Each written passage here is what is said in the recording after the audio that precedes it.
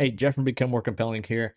And today we're going to talk about a concept that is pretty powerful. And if you can internalize this concept, then your interactions are going to go a lot smoother. And a lot of the kind of the fear and nervousness of meeting new people it just kind of evaporates. So let's dig into it. A few weeks ago, I was on a call with a client and this notion popped up. I don't have to like everyone and not everyone has to like me. So how this came about was there's this it's an awesome movie. It's called Swingers and it's from 1996. There's a scene where Vince Vaughn is in a diner and he basically says this. I don't have to be liked by everyone. Some people don't like me. I don't like certain people.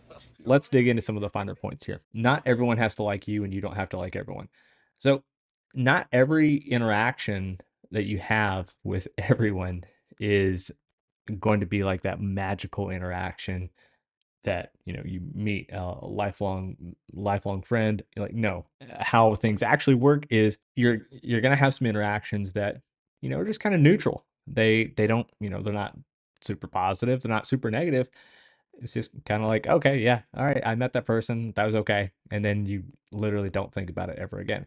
um it's it can be liberating to remember that, hey, I won't click with everyone and not everyone has to click with me. So meeting new people, like say that you're going out to meetups or you're going to classes or events or whatever it happens to be, kind of liken it to trying new foods. Like, hey, I'll sample this and see if I like it. I'll sample that and see if I like it. Um, and it's just the process of meeting new people. And what's interesting in my opinion is there's a concept called the surface area of luck. And so let's take an extreme example. Say that you only meet one new person a year. It's like, boy, everything has to go perfectly. You have to get really lucky to say make a new friend. So that's if you meet one person a year. Now, say that you meet 100 people a year. Already that math is starting to get in your favor because you're giving yourself a lot of opportunities to meet someone who might also sort of be in the friendship market or at least being the connection market. Um, and let's think about what this is something I bring up with my clients a lot, which is we can only control our 50% of the interaction. We cannot control the other person's 50%. That's locked to us, right? We don't have access to that. And so if our 50%, if our 50% is, we're showing enthusiasm, we're, presenting like open body language, we're enthusiastic, we're open to meeting new people, we're kind of in a positive, mind space or whatever. Great. Now, the other person sort of has to meet those criteria, those pieces of criteria too. And even on top of that, this isn't a hard and fast requirement, but it's really going to be helpful if you two have something in common. Like maybe you're in the same pickleball uh, group, or maybe you're at the same meetup where the same topic is being done or discussed or whatever it might be. So having something in common really, really going to help, right? So all those things have to be true. If you meet one person a year, okay, all those things have to be true. Man, a lot of luck is riding on that. But if you meet 100 people or 200 people, 300 people, the need for luck diminishes greatly. Then it's a lot more about, hey, am I making sure that my 50% is kind of well maintained and I'm happy with that effort. If you are, great. And the 90 people that you meet that just didn't go anywhere, that's fine. 10 people maybe, you'll meet them, you'll really connect with them, and they'll become really good acquaintances or friends.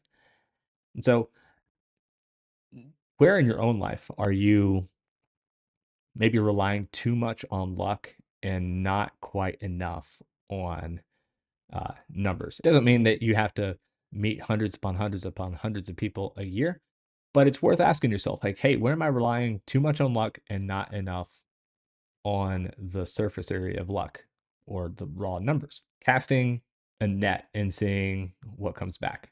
And what I mean by that is if you're in an interaction and you just met the person, realizing that like those quote unquote awkward silences, like sharing a little bit about yourself and seeing who reciprocates is also really key. Because if you're trying really hard and you want to eliminate all the possible silences imaginable, like no, much better to uh share something about yourself, um be friendly and see who reciprocates. To put it bluntly, like what life expectancy is 77 years, right? uh we don't have enough time to try to impress everyone and force people to like us, right? The best we can do is gauge who is reciprocal, and people who do reciprocate, they're going to be a lot easier to get along with because there's some proactivity on their side and we're not having to carry 100% of the interaction. Again, that 50% 50% rule, really important to key into that. And so you share something about yourself, someone comes back at you and says, "Oh, I'm really interested in that too," or they share something about themselves. Great, we've got a bite on the line. We're pulling that net up. We got some nice tasty fish.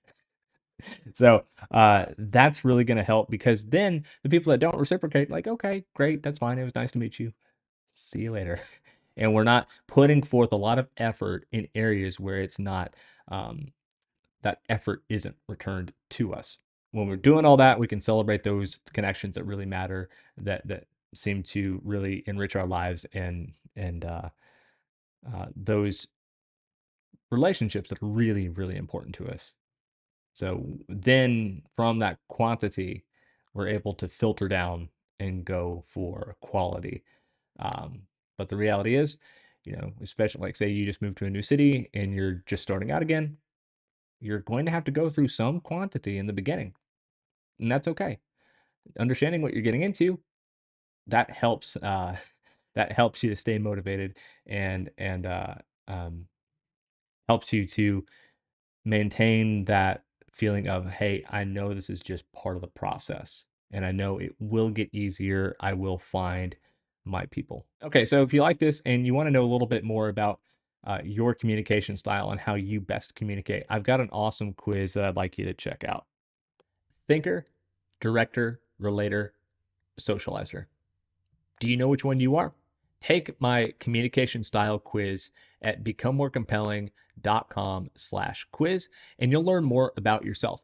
Join 18,000 people that have taken this quiz and know more about their communication style.